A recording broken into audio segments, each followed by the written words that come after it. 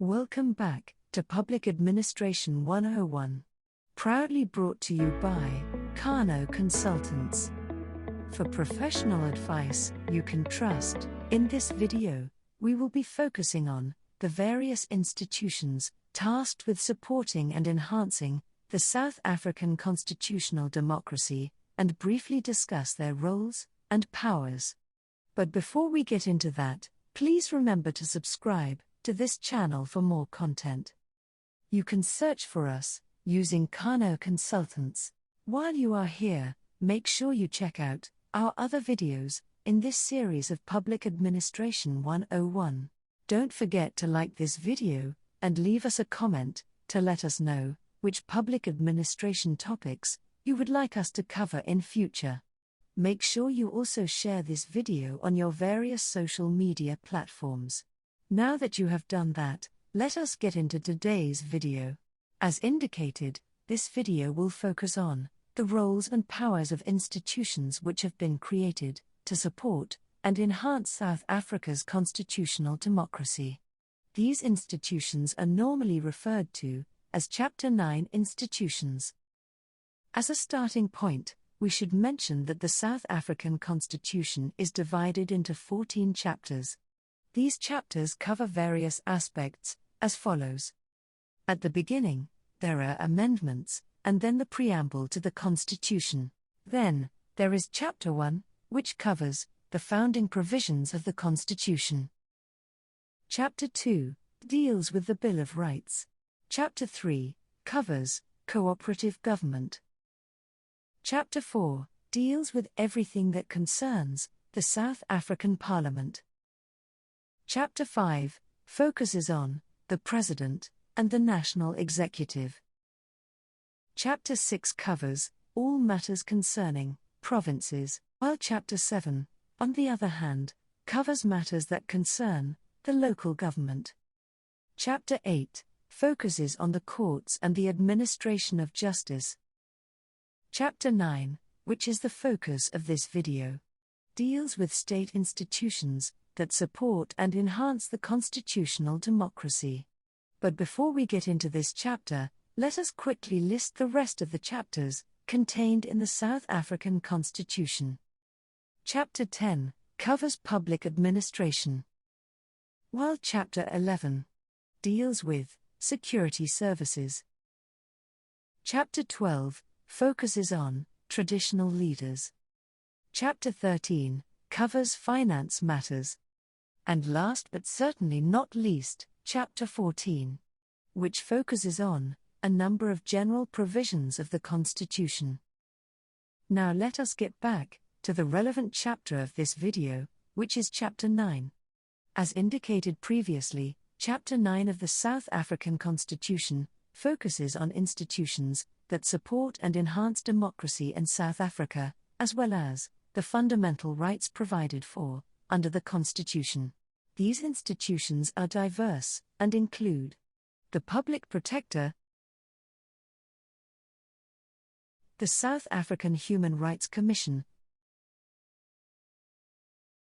the Commission for the Promotion and Protection of Cultural, Religious and Linguistic Communities,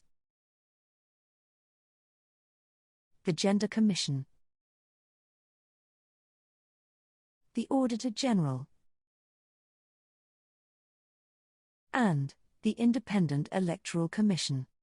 The roles of these institutions are different, meaning that each institution has its own distinct constitutional mandate, functions, and interests. We will now discuss the roles of each of these institutions and briefly explain their powers and functions. The first Chapter 9 institution we will look at is the Public Protector. The Public Protector's role and function is to investigate, report, and take the appropriate remedial action.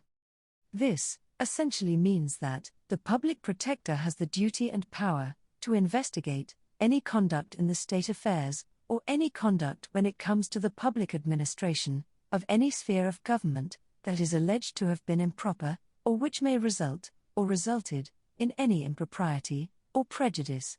Following such investigations, The Constitution mandates that the public protector must report its findings to the public, unless there are exceptional circumstances legislated to the contrary. The public protector is also empowered to take appropriate remedial action. The Constitutional Court has previously ruled that the remedial action by the public protector is binding, unless set aside by a court order.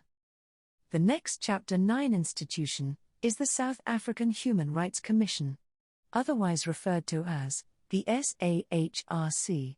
The objective of this institution is to protect and promote human rights. This means that the South African Human Rights Commission must 1. Promote the respect for human rights, as well as promote a culture of human rights.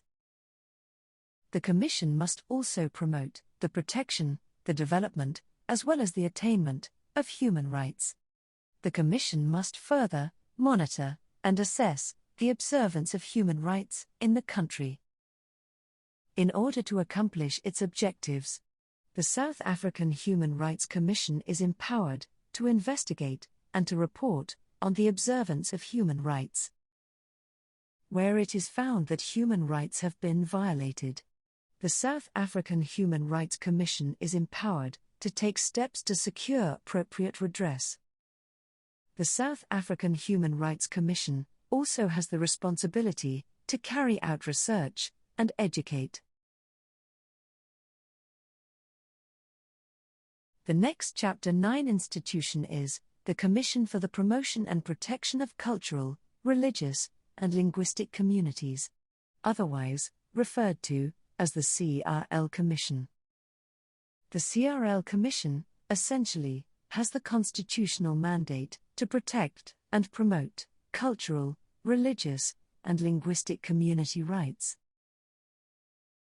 This basically means that the CRL Commission is responsible for promoting and developing peace, friendship, humanity, tolerance, and national unity within different communities. The CRL Commission aims to achieve this by fostering mutual respect among cultural, religious, and linguistic communities, and by promoting the rights of communities to develop their historically diminished heritage, and to recommend the establishment, as well as the recognition of community councils. The next Chapter 9 institution is the Gender Commission, also referred to as the Commission for Gender Equality. The role of the Commission for Gender Equality is to monitor, investigate, research, educate, lobby, advise, and report on issues concerning gender equality in South Africa. The Gender Commission aims to fulfill this mandate by undertaking research, public education, policy development, legislative initiatives, effective monitoring, as well as litigation. The next Chapter 9 institution is the Auditor-General. The Auditor-General is essentially the supreme audit institution in South Africa, and acts as a watchdog over government's use and management of public funds. The Auditor-General is therefore mandated to perform audits on government institutions, including all national and provincial departments, all municipalities, all public entities, as well as other selected institutions.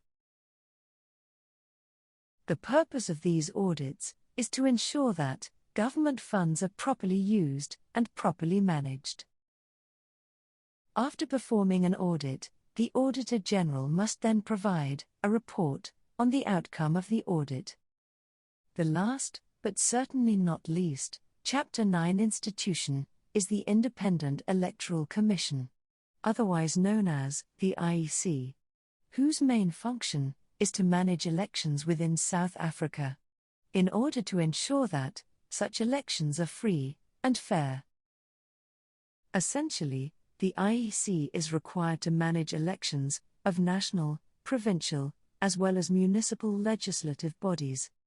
And as indicated, the IEC must ensure that such elections are free and fair.